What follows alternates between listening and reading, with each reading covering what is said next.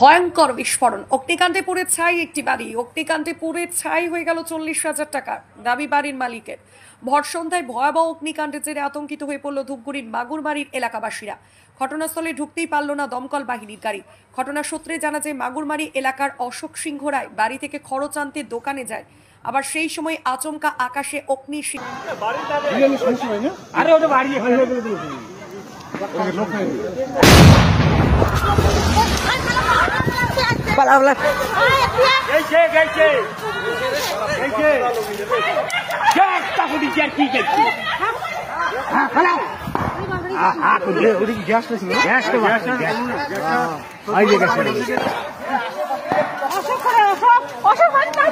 দেখতে পান।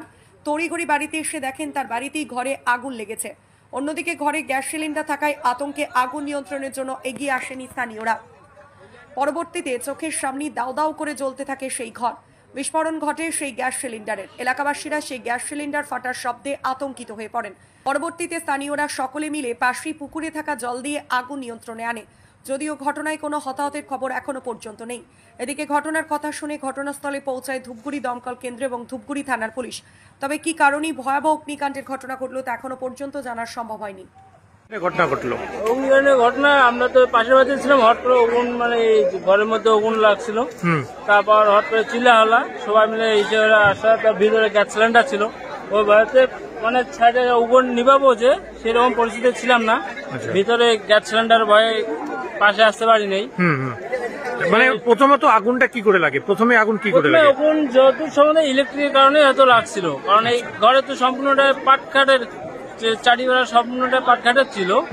ইলেকট্রিকের তারের হয়তো ইলেকট্রিকের তারে অথবা যে গ্যাস সিলিন্ডারের জন্য হয়তো এই দুটো কারণে হয়তো লাগতে পারে। আচ্ছা, মানে পুরো বাড়িটা পুড়ে শেষ? হ্যাঁ, পুরো।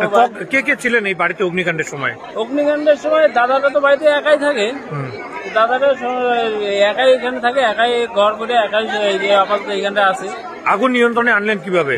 আগুন নিয়ন্ত্রণে যে পাশের যে জল দিয়ে নিয়ন্ত্রণে, এখানে দিঘি যে আছে ওটা জল তো পুকুর ছিল, পুকুরে জল দিয়ে নিয়ন্ত্রণে আসে। আচ্ছা, ফায়ার ব্রিগেডকে জানানো হয়েছে? ফায়ার ব্রিগেডকে জানানো হয়েছিল, ফায়ার ব্রিগেড আসছে, এখনো ঢুকে নেই এখানে ফায়ার ব্রিগেড। আচ্ছা, তার আগে আগুন নিয়ন্ত্রণে? তার আগে আগুন নিয়ন্ত্রণে। মানে মূল কথা সিলিন্ডার ফেটেই বড় সড়ো অগ্নিকাণ্ড, তাই তো?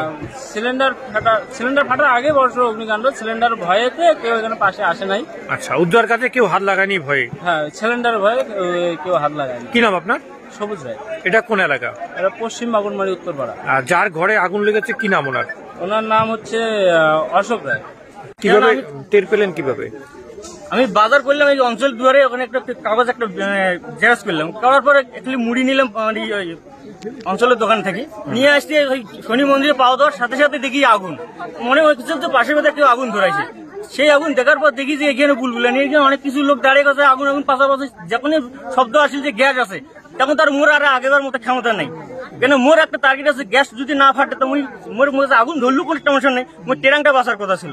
ট্যাঙ্ক কথা ছিল 40,000 টাকা। এই ঘর বানানোর জন্য আমি রেডি করছি। এই 2-1 ঘরটা বানাম, তার মধ্যে 1 টাকাও সেরে নেই। সবগুলো একটা ছবি শেষ করে কাগজগুলো মনে মোর বই, এই জমিনের যে দলিলটা আছে পাট্টা জমিনটা, সেটাও পড়া গেল। তখন এটা আমি কিভাবে বাইর করবো এটা আমি এখন চিন্তা করতেছি। আচ্ছা, তখন এই জিনিসটা গ্যাস সিলিন্ডার ব্লাস্ট হয় গ্যাস সিলিন্ডার আগুনটা শেষে, সবার শেষে মানে গ্যাসটা ফুটিল। কোনোভাবেই আগুন নিয়ন্ত্রণে করা সম্ভব হয়নি, তাই তো? কোনো সময় দমকল বাহিনীকে জানিয়েছিলেন? এখন জনগণ কিন্তু ফোন করলো নাকি, আমি এখন কাউকে খুঁজে পাই না। দেখা যাচ্ছে দমকল কর্মী আসে, এখন আগুন পুরোপুরি নিয়ন্ত্রণ করছে, তাই তো? কত টাকা ক্ষয়ক্ষতি হলো আপনার? আমার 40,000 টাকা জমা টাকা, আমাদের পরিশ্রমিক টাকা, কষ্টের টাকা আমার পড়া গেল।